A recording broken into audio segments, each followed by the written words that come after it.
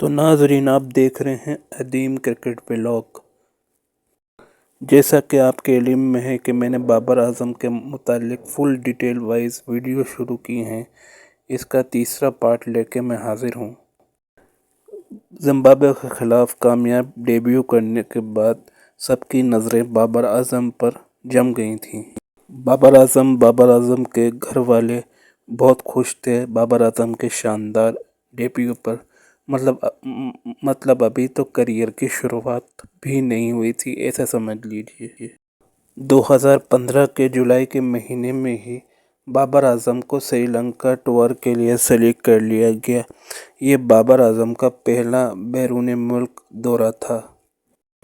International cricket میں بابر اعظم کا پہلا بیرون ملک دورہ ہونے کے ساتھ ساتھ خوشی بھی تھی، جگہ بنانے کی ٹیم میں مستقل جگہ بنانے کی جستجو بھی تھی، ڈراپ ہونے کا ڈر بھی تھا، کیونکہ مصباح الحق او ڈی آئی کپتانی 2015 کے بعد چھوڑ چکے تھے اور پاکستان کو بابر اعظم جیسے پلیئر کی ہی تلاش تھی، ایک ایسا پلیئر جو مصباح الحق کی جگہ لے سکے، کیونکہ وہ مستقبل کا کپتان دیکھنا چاہتے تھے جو مصباح الحق کی طرح پرسکون ہو، کام ہو اور بڑے فیصلے کرنے والا ہو اور کریز پر کھڑا رہنے والا ہو۔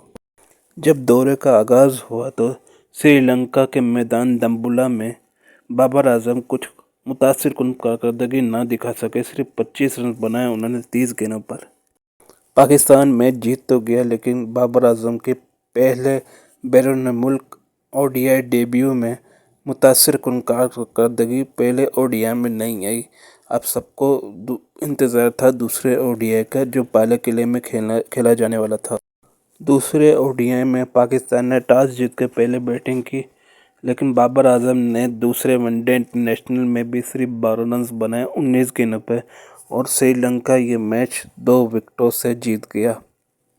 اس وقت بابر اعظم بہت ینگ تھے اور بابر اعظم کے ذہن میں مختلف خیالات چلنا شروع ہو گئے کہ آیا میری اس ٹیم میں جگہ پکی ہوگی بھی کہ نہیں، کیونکہ پاکستانی ٹیم کا خاصہ رہا ہے کہ وہ پلیئر کو بہت جلدی باہر کر دیتے ہیں۔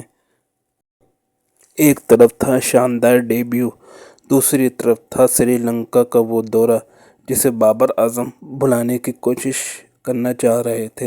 بابر اعظم نے ان دونوں میچز میں ملا کر ٹوٹل 37 رن بنائے تھے 3 نمبر پر بیٹنگ کرتے ہوئے۔